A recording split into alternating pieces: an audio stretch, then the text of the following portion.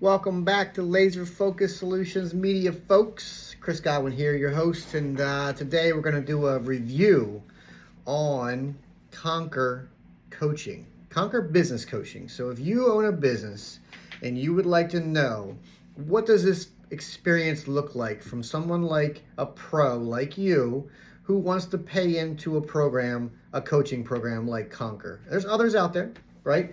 I'm a part of a couple actually, but in this specific video, we're going to speak to Conquer and the coaching program. So I use as my software CRM House Call Pro. Did not know this when I was looking into joining Conquer, and actually talked to a few folks that House Call Pro was purchasing, if not already purchased, the Conquer program. So it's kind of cool in a way that I partnered up with somebody that didn't even know they were partners. Which for me works out great, because what I like even more now about it is the fact that most of the folks I speak to in the Conquer group know the House Call Pro platform. So how cool was that? Because a lot of times we want to learn more about how to use that product, House Call Pro, as well. So in Conquer specifically, I was in my second cohort. Now, what's a cohort? A cohort is a group, a small group of people, of leaders like myself, like-minded people that want to learn and grow in our journey of being an entrepreneur. And we don't know what we don't know. What does that mean? Well, a lot of times, we feel like we need to go out and just get more work or go do more work or whatever, right? But who and how comes into play, okay? So in this case, this happens to be the second cohort, and this one was on profitability and such. So with that being said, week one was about an expense analysis. Week two was an expense analysis in the second phase of that. So we had some homework to do. We had to go out and break down where our expenses go. And this was a very powerful course for me. I spoke to a lot of coaches within the Conquer program. I speak to a lot of other business owners, and it really, you got to know your numbers. I think what was cool about this course was I had other classmates that went through it. And like anything else, we started off with 8, and then it dived down to 6, and then it dived down to 5. And you're going to find out who wants to be in this for the long haul and who's open-minded to being coached, right? And those folks that didn't join, maybe something else came up in their personal lives. It's none of my business. But I was very fortunate to those who stayed in my course through the journey to get to understand them and where they are in their business, and vice versa, right? And I think that was cool. That's a cool experience in itself, is just to get to meet people like you, have conversations that you want to have, right? Alex Harmozy and a few others I listen to speak to it all the time. And Jim Rome even, don't go to a broke person and ask them how to be wealthy. You know what I mean? So no disrespect to those in my circle around me, but they're not entrepreneurs. So it's very challenging for me to have a conversation about what business decisions I should make without having their knowledge in that industry and such. So being in this group every Wednesday from 5:30 to 7, right? It locked in time. And it was an open-minded opportunity for just education, okay? Yes, there's a lot of information being thrown at you. The good news is there's a lot of information being thrown at you. Week 3 was about job costing, right? A better understanding how your jobs are being costed out. Week 4 is where we kind of regroup and we do what's called a small advisory group, where we break down into small groups and we just kind of do a little check and balance. The facilitator, pulls us in and just says, hey, are you good? How you feeling? You got any questions? What's your vibe? Whatever, right? And then we push on. We continue to climb that mountain. Next week was about pricing, okay? And then we went into market spend, which is all these things that I'm talking about right now, folks, is everything that I have written down on a wall over there, everything that I have up here, everything I have down on a notepad. It's all things as a business owner that I'm trying to find the time to put together. I just don't have the time to put it together, and I don't have the resources, right? So this kind of reinstilled and reaffirmed a lot of the things that I thought I was looking into was the right way to go. It really gave me the foundation, okay, of what direction I should go in. So The next week was increasing your average ticket. Okay, so each one of these things will improve your profitability as a business owner, right? You control your expenses, and you know where they're going. And I canceled 2 or 3 subscriptions in week 1 and 2 just because I sat down with my bookkeeper and I went through all of my costs and went, nah, I don't use Opus Pro very much for the YouTube editor audit thing or whatever it is. I don't use it very much. It's not worth the $29 fee. Get rid of it.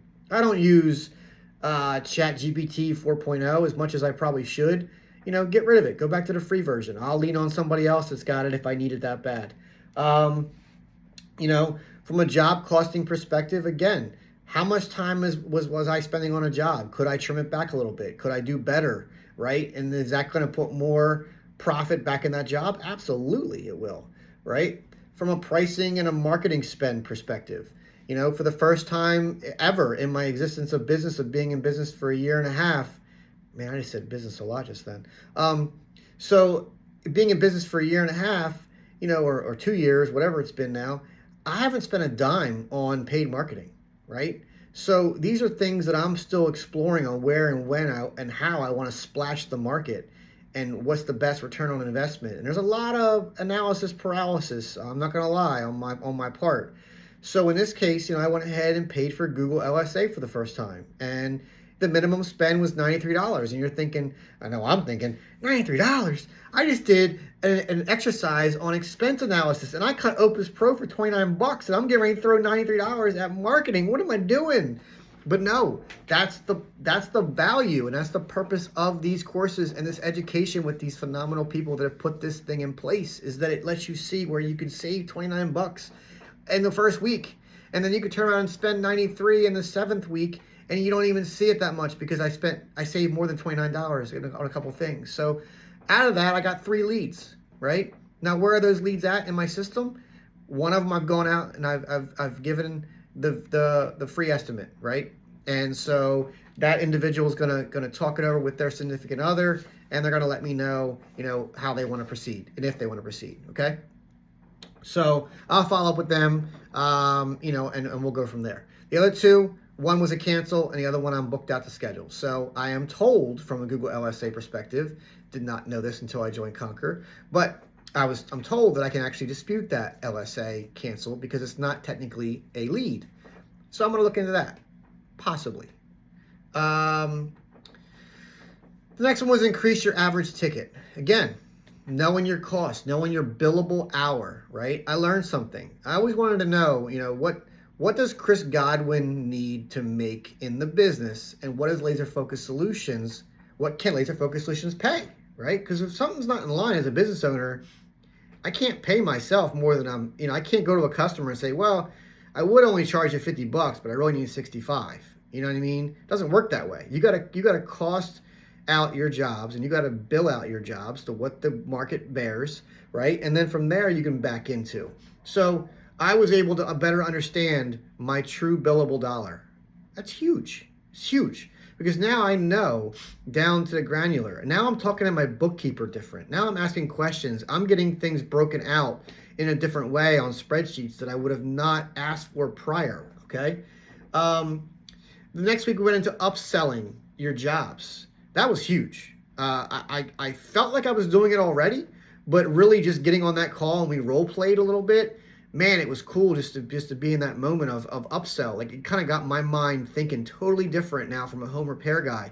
Like, and I'll ask and I'll challenge you if you own a business, do you find yourself going out on that call? If it's to power wash or soft wash a house, do you soft wash that house, do your job, make sure that customer's happy, and then, go on to the next? Or are you talking to that customer about, hey, I observed this, or I noticed that, or whatever, right? How can you continue to reinstill in that client that you have more services and offerings? Because they're not going to know unless you share that, right? How can you market yourself in a way? How can you build out your service plans and your marketing material to speak to, right? Those things.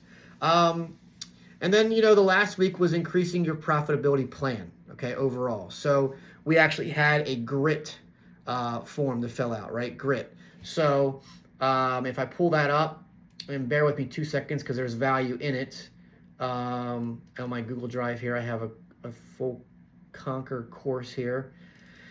So we did a spreadsheet, and basically what we did was we broke down, complete the assessment of our expense analysis, our job costing and billable hour, our market spend, and our increase your ticket, average ticket. Okay. In those 4 sections, there was 4 or 5 questions that you asked about your business, and you rated yourself from rarely to sometimes to no, right? It was from a bottom to a top. Are you good or are you bad, right? And then what you did was you got honest with yourself in step 2, and you picked out those top 3 of 4 that you were at the bottom of the barrel on, right? So in my case, in my business, I need to work on my marketing spend because, as I spoke to earlier in the video, I don't do market spend, right? Then in my second thing was increase my average ticket, which I spoke to again. I'm working on that by knowing my cost, knowing my billable, knowing my expenses, all those things, right? And my apologies, scratch that. The average ticket increase was your upsell items, your extra offerings, that kind of stuff. So those are things I'm working on. The third thing was my job cost and my billable hour, which was what I had spoken to previously, better understanding all those things. So GRIT, that's an acronym. What does it stand for? Grow, remedy, implement, and track. Okay. It's cheesy. I don't think it's cheesy, but I mean, you might think it's cheesy. I just said it's cheesy because I figured that's what you would say. I'm talking here. So with GRIT, what specific metric do I or want to improve? Do I need or want to improve to grow my profitability? The remedy part is, what do I need to remedy or fix in order to accomplish my higher level goal? Implement. How will I accomplish this goal, and what specific tactic will I implement? And then track. What is my plan for tracking each metric goal through completion? Because what is measured and tracked will improve. Just heard that from Josh Latimer on another call. So, just wanted to share that this was my profitability course, an 8-week course where I sat with like-minded people, a facilitator that was passionate, friendly, just over the top, pouring out anything and everything that she could offer to help my business grow and others on the call. And if you're struggling, to find your way through business, you're not alone, and you don't have to do it alone, right? And I'm not getting paid to give this video. This is something that I am doing on my own, just basically trying to share. I'm trying to help other business owners trying to grow their business, right? I aspire.